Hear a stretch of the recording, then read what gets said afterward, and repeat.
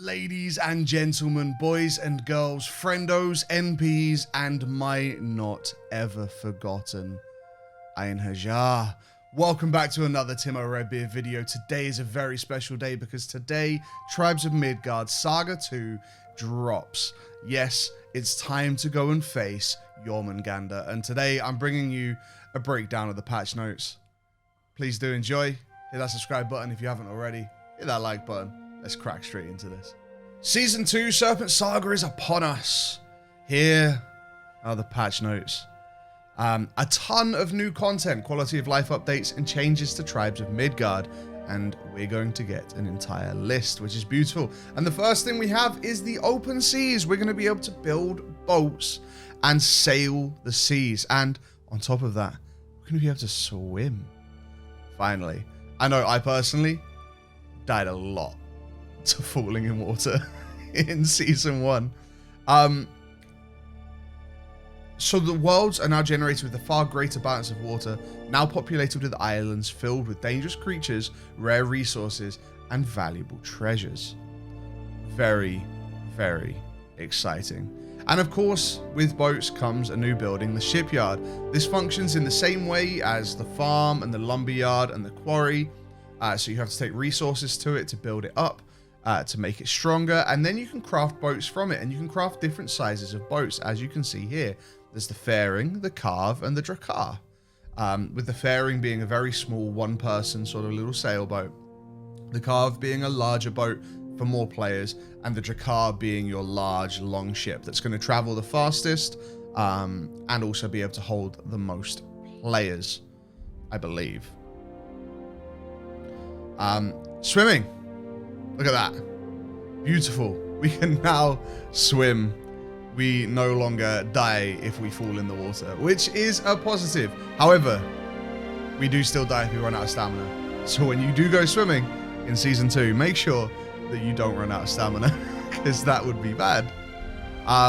And of course, the new saga boss, Jormungandr. We have to sail to get to Jormungandr, making the boats an absolute necessity for Saga 2. And look at that beautiful worm. I'm very much excited to engage in battle with Jormungandr. He spits poison now, which is a new feature in the game, where when you get poisoned, it just ticks your health down quickly, apparently. The Fenrir saga isn't actually going away. In fact, what we're going to get is we're going to get defaulted to Jormungandr, but if we go to the quest board, we can go to saga quests, and we are actually able to switch between Jormungandr and Fenrir, and arguably could even try them both.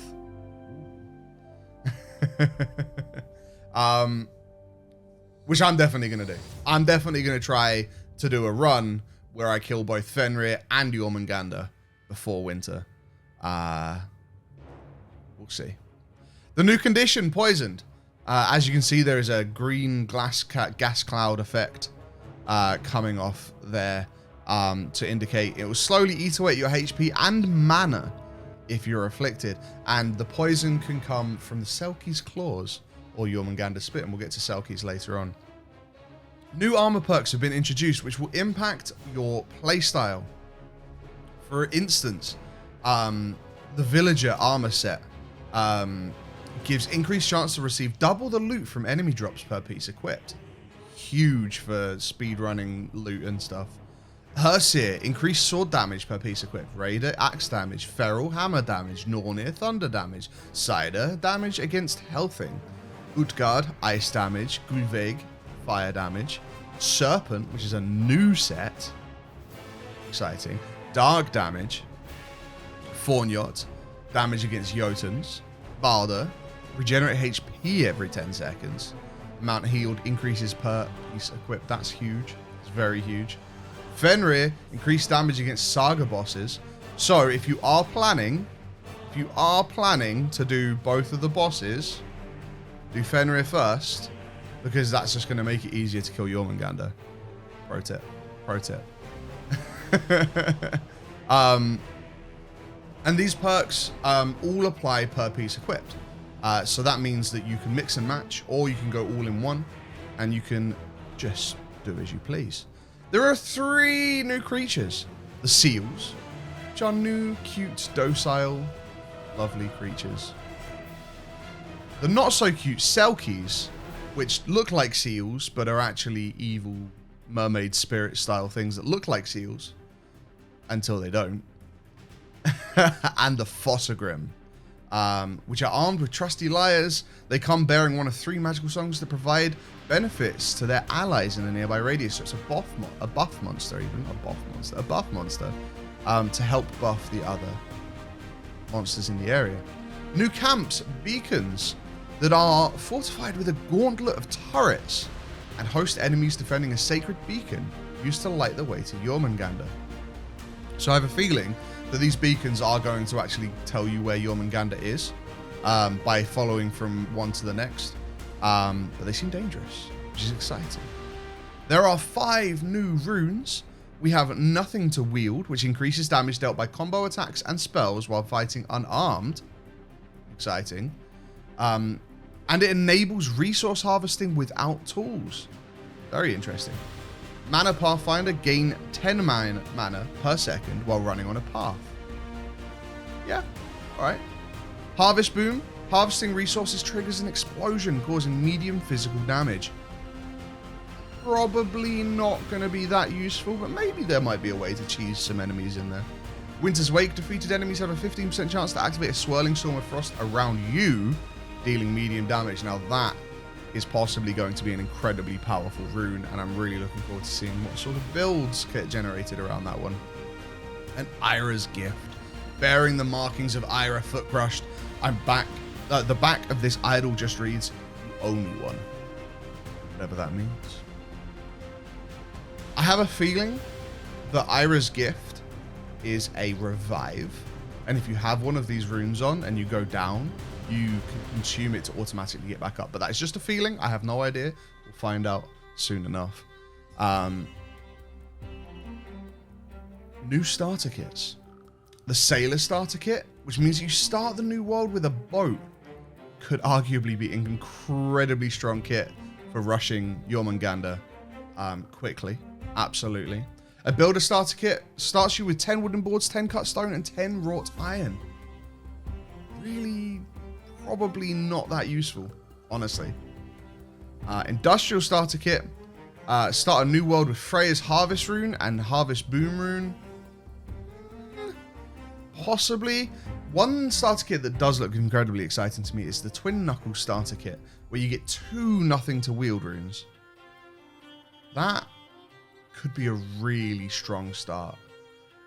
The not having to worry at all about getting your first set of tools, being able to drop in to your world and immediately just start harvesting anything and everything with your fists, could really seriously possibly be an incredibly strong starter kit. The Tactical Retreat starter kit starts you with a Waystone Potion and a Speed Elixir. Again, probably not particularly useful for those of you pushing hard, but hey, you never know. You never know. And the Expedition starter kit, which starts you with Merchant Sorcerer Treasure Map ×2, Shrine Treasure Map ×2, and Mana Pathfinder Rune ×1. Could be a real good speedrun rune there. We'll have to see. We'll have to see. We'll have to test them out. There's a new rewards track. We had a rewards track from 1 to 50 in Season 1, and now we're getting 49 new levels and 49 new rewards in Season 2. Very exciting. Season rewards from the previous season have been shifted to the shop and can be acquired with golden horns. Exciting. We like that. New cosmetic set, the Pirate cosmetic set. We had Starbjorn in Saga 1 that we did very much love. Now we have the Pirate, which makes sense. We're sailing, you know. That bow looks really cool, though. It looks like sails. Really cool. I like it. I like it. New pet, the Flight Master, a snarky parrot that has become somewhat of a local legend among the Einherjar for its skill at flighting. No feelings were spared. And the baby Yormi, before he was the World Serpent, he was just a cute little fella who never wanted to leave his shell. Hard to believe how big he got.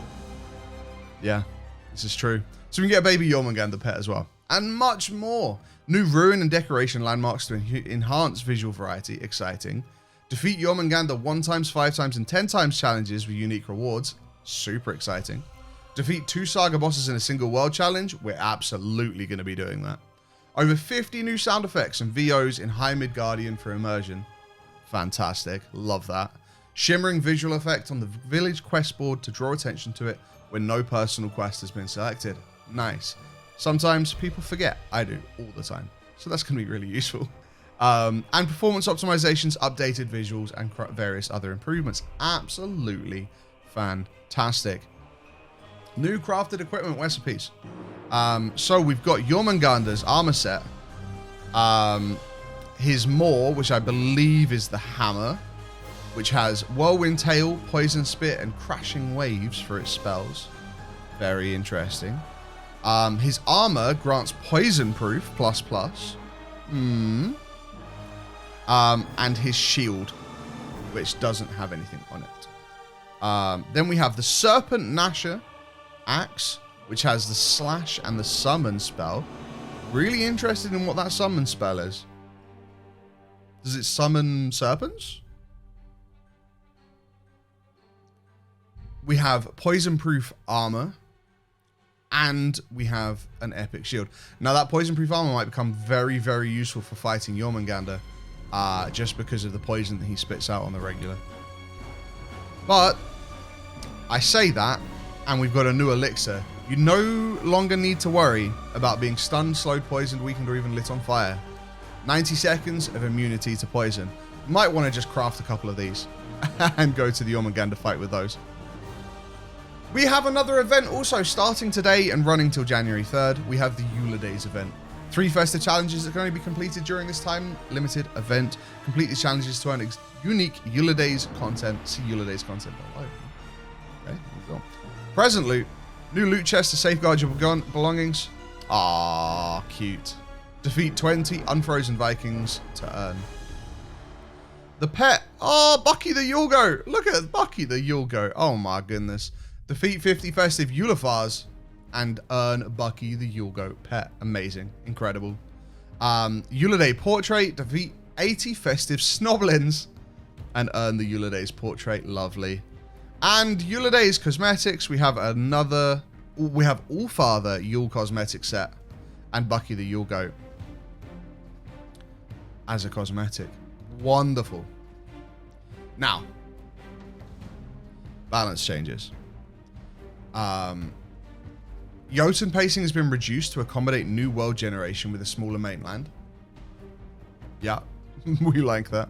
The Nothing to Hide runes behavior has been altered in that now you only receive the rune's damage bonus if all are... Oh. So, Nothing to Hide was why go-to build in Season 1. Just stack Nothing to Hide runes and just be naked. Or normally I would have like a chest piece on and then naked because the chest piece gave so much armor. And it was per piece. But now you have to be completely naked to gain the bonus. I like this change. I think it's fair. I think it's decent. And I'm sure I'm probably still going to be using Nothing to Hide in Season 2. Rarity of Sorcerer and Merchant treasure maps changed from common to uncommon. Interesting. Personal quests now contain a treasure map consumable as a reward to help exploration. I like that. I like that. Harshest Winter, personal quest speed elixir reward replaced with an immunity elixir. Ooh, cheeky, like it. Immunity elixir can also now be found in the ruins treasure chests on an Ash Beach. Keep that in mind, Ash Beach. Villager Bow 2 can be found in the ruins treasure chests. Good to know. Lair treasure maps can now be found in the last treasure chest of a hideout. I like that. Hideout artifacts can now be purchased at the Smoky Highlands Sorcerer for souls. Cool. And Jotun artifacts can now be purchased at the Ash Beach Sorcerer for souls. Fantastic. All elite creatures are now immune to status effects. Oh. That's going to make them harder. A lot harder. Dogglefar now has Void Proof, and Unsunken also has Void Proof. Interesting. Very interesting. Explosive Finale rune damage has been increased by 100. Might of Mjolnir rune damage has been increased by 100. Storm Chaser rune damage has been increased by 100. And range of Baldur's Blade whirlwind speed has been reduced by 100. Interesting. I like these damage increases on these runes. I'm interested as to why this has been reduced. I never felt like Baldur's Blade whirlwind was that powerful, but clearly the devs did. Lumberyard now produces 20% more, and the farm now produces 20% more. Hey, we love that. We love that. And a ton of quality of life changes. We've redone the shop layout and how items old and new are made available to players. Fantastic. Shop categories and their contents have changed. Firstly, based on your feedback, we've separated out the purely cosmetic items from items with gameplay impact. I love that. You'll be able to unlock items Season 1 using golden horns. Love that. Featured items will continue to rotate on a weekly basis. We added the ability to select and browse entire theme sets as bundles. Amazing. Love that. All gameplay content is attainable with golden horns and season progression only. In other words, gameplay items will always require gameplay to unlock. We love this. We absolutely love this. Keep doing what you're doing, Nosfell. Keep doing what you're doing. Upon crafting a piece of equipment more powerful than what is currently equipped, the newly crafted item will be automatically equipped instead. I love that. I absolutely love that. How many times have I crafted a weapon and then forgot to equip it? Nobody will know. Donate max, incredible. You don't have to sit there just spamming and chucking stuff in. Love that. Love that. Players are now able to drop the number of consumables or constructions they want instead of their full stack. Love that. Pre-built fortified gates. All game modes now have their villages come pre-equipped level 1 gates. Amazing. Amazing. I wonder what caused them to do that. I'm honestly not complaining because it means that we can explore more freely for the first few nights. But interesting. Interesting. Skipping the introductory step of requiring the player to interact with the quest NPC so they can just jump straight into the quest. Amazing. Love that. Basic quest balance changes. We've got some matchmaking changes.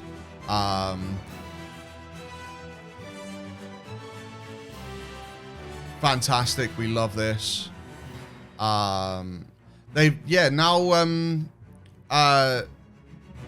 Steam and Epic Games has got crossplay for Tribes of Midgard, which is huge.